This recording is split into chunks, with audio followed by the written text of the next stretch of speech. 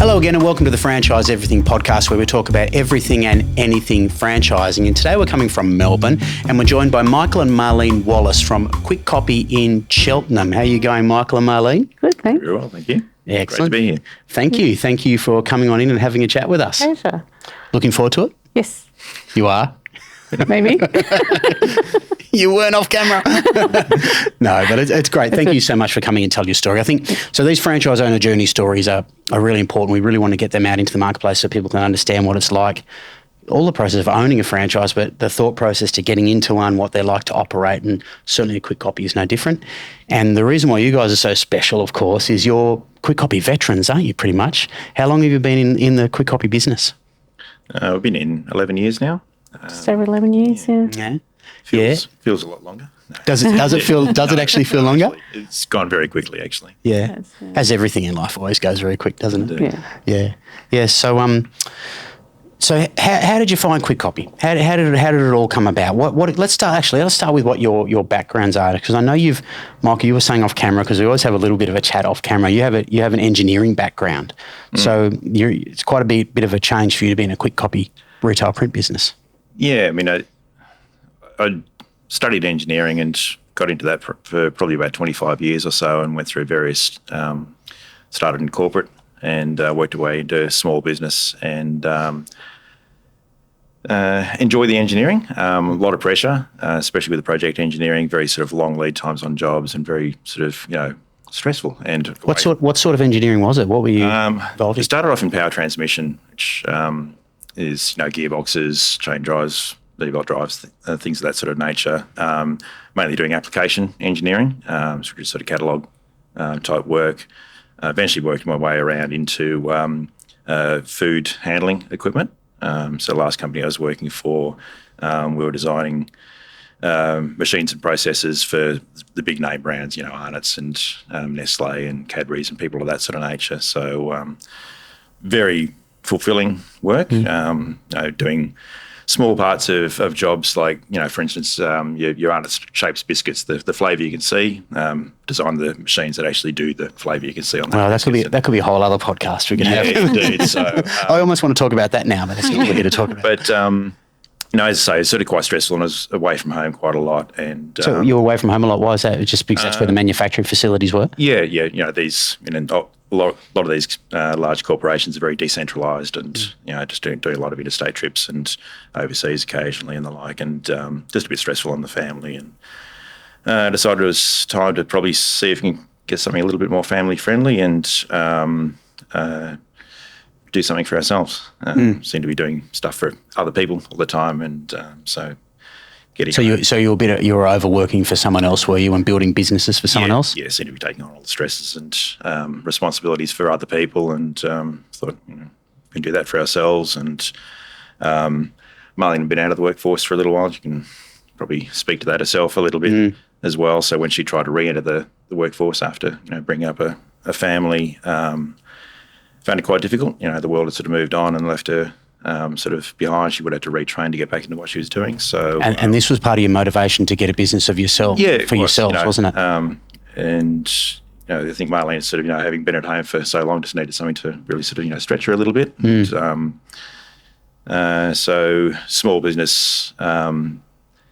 The good thing about a small business is that it requires a lot of different skill sets, and not everybody's got all of those skill sets. And I think, as a team between the two of us, Marlene's very good at what she does. I'm okay at what I do, and between the two of us, we're actually, make a decent team. So Marlene, what were you doing before? I know you were at home with the kids and that for a time there, but you had a career before that, of course. I was managing a payroll for a corporate company, 600 people plus. Everyone would have loved you. Payroll. Payroll. And very popular. And you met there too, you were telling me. No, you met on the job at a previous job. Previous job. And worked in accounts, finance sort of thing, all the admin side. So it was quite good with the business, because all my skill sets sort of came back to me, and it worked well with buying the business. So do you manage the accounts in the business now? Is that your Is that your main thing, or what else? Yeah, that's my main thing. But I'm now sort of pushing myself out into doing taking a bit of pressure off Michael and getting into the quoting. And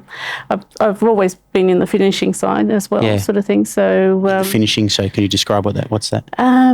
Well, basically, once it comes off once things are printed, it has to be either bound or whatever's going to do. If we're making a book out of it or whatever, it has to be finished in production. So we're using all the machines. Michael likes buying machines, so we have a machine for basically everything. Are they all necessary, or are some of them toys? No, they've been really necessary. No, you're saying yes, and you're saying no. No, it's quite good. It's that's the engineer coming back. I bet. I was going to say, I reckon you'd be very detail-oriented people. Your payroll, your engineering, man, there'd be no mistakes in your place, I reckon. No, we do push the boundaries, but no, I mean the fact that I'm sort of process oriented and look at the how to make a product is one thing, and Marlene's very sort of analytical in making sure we're making the right return on products and things of that nature as well. So that's a great combination in the business for sure. Yeah. So the process. I'm interested. You said something about difficulty getting back into the workforce after you've been at home for 10 years. I imagine this is something that a lot of mums deal with as they're going through, as they look after the kids, and fathers and a bunch of fathers and everything now, which is great. Doing it. What was that like? So what were you thinking around that time? I think because we actually relocated from Sydney, and our support network was just us, sort of thing. We didn't know many people down here, and we just thought, sort of if something happened to the kids, sort of thing, and if the kids got sick, we had no one to fall back on. Back you up, yeah. So that was our thought, one of our thought processes when we were thinking about buying, sort of thing, so we could actually control what happens, sort of thing, and if something happens to the family, that we can... Full control over work-life balance. Yeah, so, we could deal with it, so... Yeah, it's funny, I think pretty much, I'm trying to think of all the franchise interviews we've done over time, that the common thread, I think I told you before, is always flexibility, is always that key. Flexibility is always a key term that people use. Yeah. Which is not always achievable in a small business. So how has the flexibility been for you? Did you find that? So you're in 11 years now. Yep. How was it? Did you get that flexibility when you started, or what was it like when you started in the business? I think it was because we were both in the business. We had the flexibility with the family, not all the time that we could do it together, but, at least one of us could be there, sort of thing. It's been quite good. So, obviously, because you're in it for 11 years, I always like to talk about how you found the business and how you went through the process. It's a bit of a fair way back, so we're going to test some of your memory, I suppose, with it. So what was your thing? So you were in, Michael, you were saying that you were in a retail engineering role, I think you were saying, at that time in a retail small business for engineering? No, it's a manufacturing business. Manufacturing business, okay. So, which was all-encompassing, basically from the time I woke up to the time I sort of fell into bed was... working hard for somebody else within that business. Yeah. So wasn't being a great father, I don't think. Earning good money, but had no sort of input apart from that. So I needed to sort of be able to bring that back a little bit, have a bit more control over it. Obviously, getting into a small business on your own gives you that opportunity. Where obviously the more you put in, the more you get out. But if you need to draw back, you can. Allowed Marlene to work school hours while we still had children going through that process, and we could sort of Marlene come in and cover for me, I can come in and cover for her, and work sort of quite well from that point of view. When you need to put your foot on the pedal, then you can do so. When you needed to back off a little bit and pay attention to home life, that you could do that as well. So how did you go about the process of finding a business? So Kwik Kopy, was it the first thing you found, or what was your process? Certainly not. I think, coming from working for small businesses for 20 years prior to that, so 10 years in 2 different companies over that period, I like the feel of small business and, the fact that you could control your destiny within a small business. When I decided it was no longer tenable for me to work for somebody else, needed to sort of control my own destiny more. Obviously, being from the engineering background, I looked at engineering businesses, looked at standalone businesses to start with, people who'd built up and run businesses themselves and were looking to exit for whatever reason, and just found that there was really no value in those businesses. So why was there no value? A lot of them were not quite subsistence businesses, but probably not far from that, and all the IP was in the owner's head. So as soon as you pay the money to the current owner. The all IP that value's disappears out of gone. All the value's gone in the business. Yeah. And obviously, if it had good bones, you could build another business around that with, a customer base and a bit of other stuff. But it just really wasn't making sense to me to buy somebody else's problem, which is what that was. So we started to look at franchising as a possible way to get into a business of our own. So what was it in specific about, because that's just the franchise business model broadly, what was it about the franchise as a business model that attracted you? Just the support network, which is available with the right franchise. And not all franchises are made equal, as, from where you sit, you'd probably see that as well as we do. That's what I always say when we're talking about a franchise. I always preface it with a good franchise. And that's a well-run franchise with good systems, authenticity, transparency, all that sort of stuff. For sure. Indeed. So looking at franchising, because the skill sets that we don't have, marketing and things like that, which I've never really sort of been involved with, and if you get into the right franchise, those are available to you, so you can concentrate on actually running your business, using your skill sets where they're needed, and then draw upon the franchise for the skill sets where you don't have them, and the support network and the like. So anything you don't know, there's people to ask. Yep. So we looked at various sort of franchises. Obviously, from the engineering standpoint, I was looking at engineering to start with, and then just worked out that was actually not necessary. A good franchise, you can run any business. So so you're the true person that proponents of franchising speak to, is that there's systems, train you how to do them, you can get in. It doesn't matter whether you're qualified in that or not. So exactly right. Yeah. Exactly right. And probably the downside, I suppose, to franchising is that part of your turnover is going to the franchisor. But so long as you look at that from the point of view that you're getting value for that, you're paying for a service. If you're running your own business on your own, you're probably paying a business coach to do certain things. You've got an accountant, you've got IT managers, you've got all sorts of people that you're paying money out left, right, and centre. Yeah. You've got to organise all that and hope that these people know what they're doing. Yeah, they're the costs that people really don't realise that they're actually going to be up for anyway. Yeah. Absolutely right. I mean, you do have the discretion of whether you pay for those things, and if you don't, then you suffer. With a franchise, you've got no choice. You're going to pay for those things, but you are getting a known system. Kwik Kopy, for instance, has been going for, probably going to kill me for not knowing the exact number, but it's about 40 odd years. Yeah, 40 plus years. Yeah, indeed. So if they haven't learned something in 40 years that's valuable to my business, then I'm in the wrong franchise. The thing is, they do have that 40 years of experience. They've learnt a lot of things.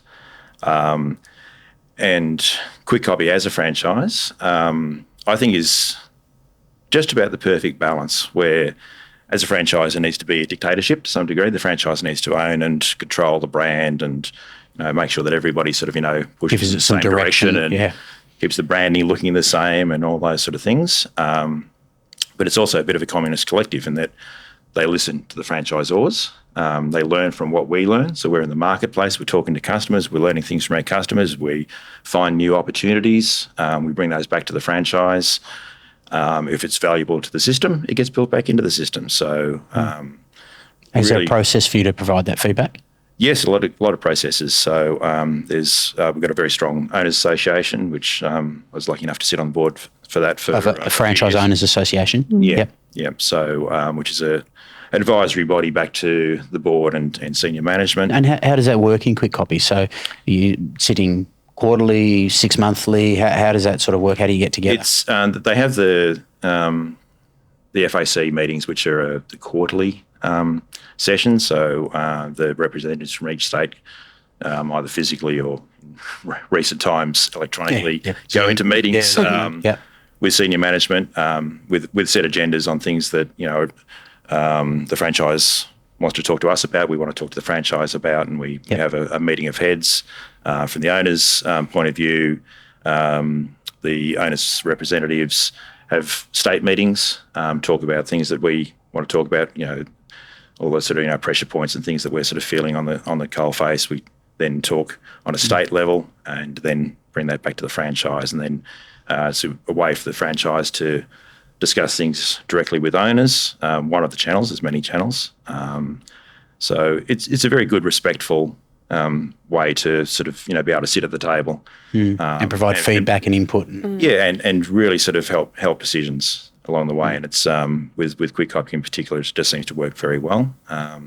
So in slightly doubling back, I suppose, your process of getting into it, did you speak to many existing franchise owners? How did you do your research? Because you're analytical people. I'm sure you'd like to cross your T's, dot your I's. Sometimes I get that in reverse if I say it too fast. Works both ways. Yeah, it does, doesn't it? So how did you go about your process of due diligence looking into the business? Well, part of the system for actually buying in is they actually dictate to you that you need to talk to existing franchises. So they want to make sure that you're comfortable getting into the system, and then obviously they've got to be comfortable with you coming into the system. They're not going to get owners in which aren't going to support and culture grow and all that sort of stuff. Yeah, exactly right. So part of the process, once you've sort of decided to take a solid interest in either an existing franchise or greenfield one, they'll give you a list of owners, contact details and all the rest. And, they mandate to you that you need to at least talk to, I think, I can't even remember what the number was, 3 or 4 owners. So we sat down and had a couple of meetings with some of the owners in around the Melbourne area, adjoining territories and the like, which it's sort of interesting. They sort of get to feel you out. You get to feel. I was going to say, is there any tension there, or there was sort of minor tension, sort of more amusement. I think the fact because I think most people sort of go outside the area to talk to franchises, so they're not sort of letting on too much. But what we actually found even through that process was the owners themselves are actually very tight within the system, very collegiate, very willing to share information amongst other owners and throughout the system. So that was one of the things that meeting with other owners and seeing what their experience was and the features and benefits of the franchise system from their point of view was very useful to us. But I came away from it anyways, just sort of thinking that this is actually a really good collective. It seems to be a pretty tight group where everybody seems to be supportive of each other. Well, Marlene, what was your thinking through that process? Do you recall what you were thinking? Were you a bit nervous about the approach you were taking, or what was the? I was very nervous. It was a big roller coaster ride. It was a good learning experience, and I think having the team us together, we got through it quite easily, sort of thing, and just It was good. How long did it take? Like, what was the time frame? I'm always interested in the time frames that people take to make decisions on this type of stuff with your research and everything. I think probably it was good 6 weeks. I think. But the overall search, like your the whole search. Yeah. It was the whole search. We started searching, I think, it was about 2 years. So till we found, we didn't jump in out of it. Yeah. We didn't have to jump into anything, sort of thing. So we took our time and just made sure it was the right fit. And I'm sure that'd be your advice to anyone looking at definitely business. It's a big investment. I mean, it's investment in time. You're basically sort of buying yourself a career, I suppose, and you want to make sure that it's right. I mean, it's a bigger investment, I think, than buying a house. Certainly bigger than buying a car or anything like that. You're basically buying, a lifestyle going forward. Yeah, you're right. I've never thought about that because you think, a house is generally more expensive or whatever, but it's not the expense. It's the impact on your entire life, isn't it? What you've got to put in. It's you're buying opportunity. You're buying put it this way, if you're putting your money in the wrong place, then you're in all sorts of trouble because it's it affects all aspects of your life. So, buying into Kwik Kopy was, in the end, once we'd sort of gone through the due diligence and we'd sort of, gone through the process that I was discussing a bit earlier, we had decided at some point, probably within that 2 years, probably about a year in, that it was probably going to be a Kwik Kopy we were going to buy. Yep. It just looked like a really good system. So why did it take quite a bit longer from then? Was it finding the right location? Yeah, and just, obviously, you're not buying the franchise, you're buying a business within the franchise. So, I suppose pretty much everyone we've spoken to, bar one, in the Kwik Kopy business so far has purchased an established Kwik Kopy, where one person has purchased a brand new one in a new location. So it's obviously quite a bit of a different process there. Or the other one, you're doing the due diligence on the brand on its own, but it's quite different, obviously, doing it on an established business with figures and everything at the same time. Indeed, which I think is just a sign of the times. I think actually selling a greenfield franchise is actually a very difficult thing, especially in a well-established system. As I say, it's been going for 40 years. So a lot of the really sort of good territories, I suppose, were taken up under the system the way that it was, and you may talk to the franchisor. Has that changed, has it? Yes, very much so.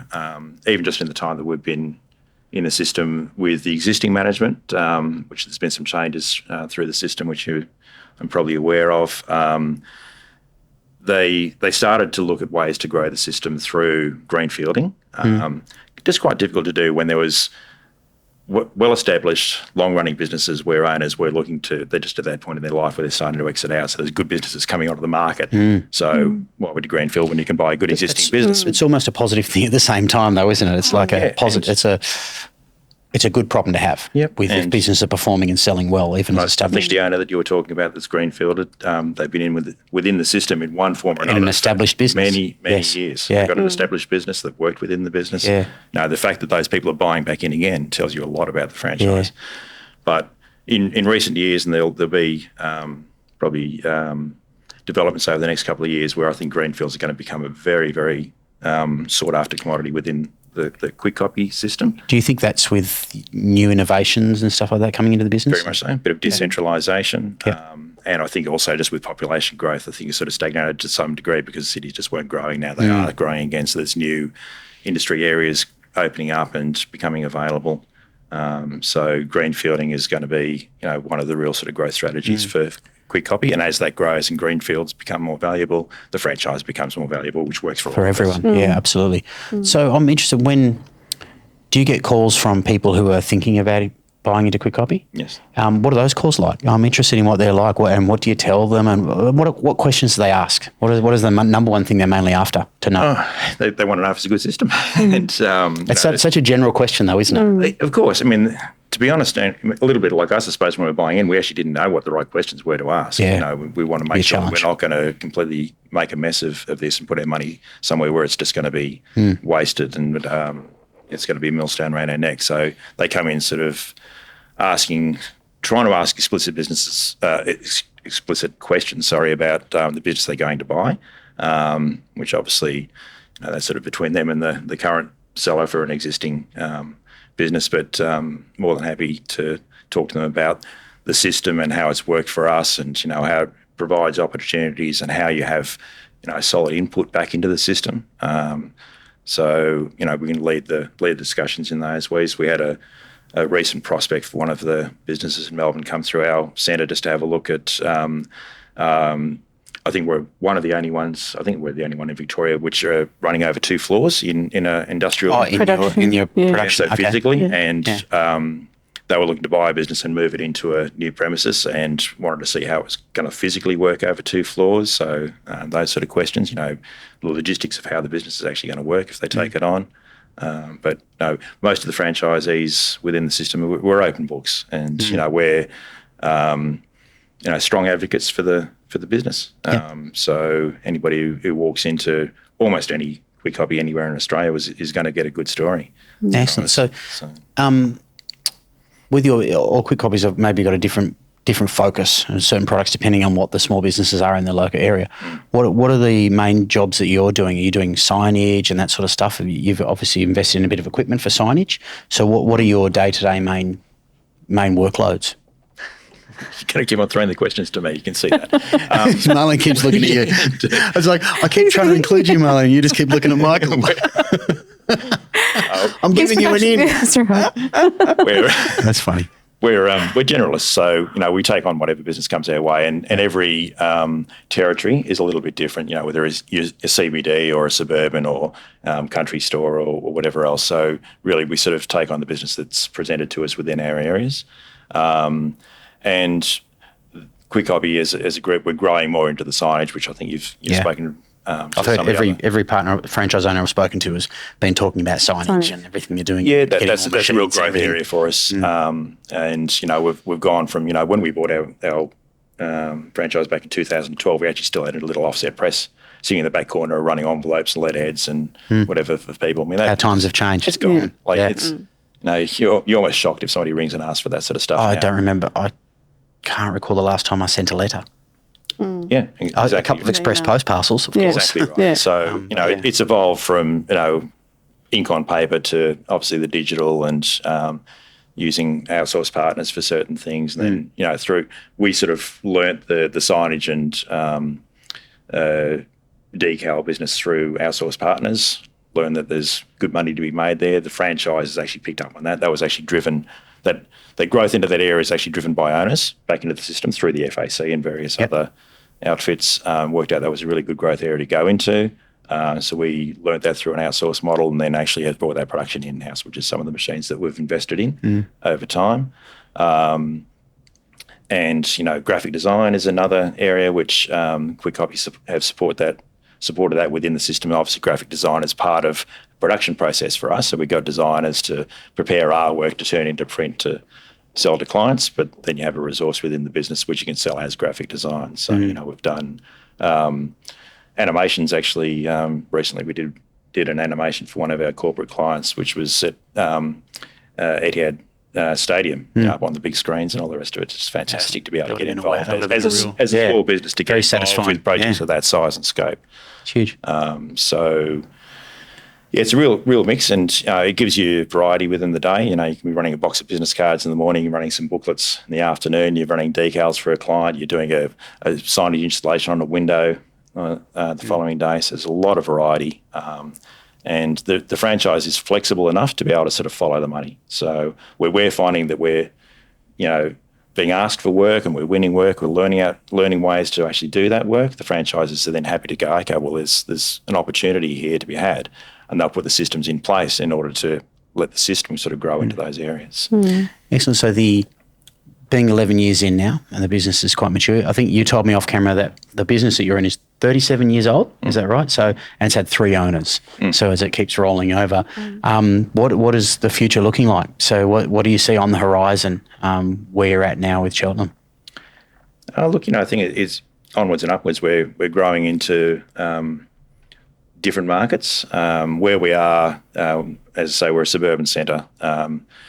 And there's a lot of micro businesses there and the like. We love to support the micro businesses and watch them grow. So there's a lot of growth potential for those, which is one of the probably positives, I suppose, from the post-COVID era, that a lot of people who were in corporate and whatever else has probably had that sea change. Either they've been forced into it, been given a redundancy, and they had to go and find some other way to make a living, or they've just decided that maybe the corporate business just isn't for them anymore. So there's opportunities coming to us in there. And as small business owners within a large network, we've got the strength of a large network to be able to sort of have the expertise available to us through that. We are a small business, so talking to small businesses is a real strength for us because, you're talking peer-to-peer. So, seeing these, micro businesses turn into, get their first employee and they move out of the garage and they move into, it must be quite a buzz. Quite a buzz. And watch them grow. So there's a lot of growth potential for us within there, and just being part of their story and part of their growth is just we sort of see that as a future for our business to grow in there. But that being said, we also deal with some really big corporate clients, and the growth is also available for us within those areas where a lot of the big corporates used to do huge print runs offshore and bring it in shipping containers. They're not doing that anymore. They're doing co-branding with their clients, and that business is coming to us. Interesting.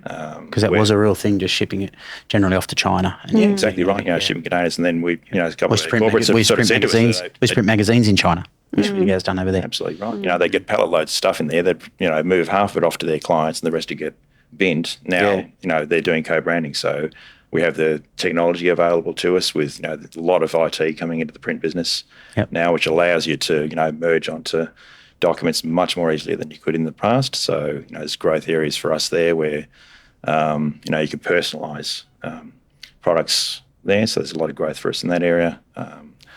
And small run packaging and things of that sort of nature. So there's huge growth for us in there. So from our point of view, with our business, we want to grow into these areas and make it a really sort of smart business that's available to the clients around our area to tap into our expertise and partner with in those areas.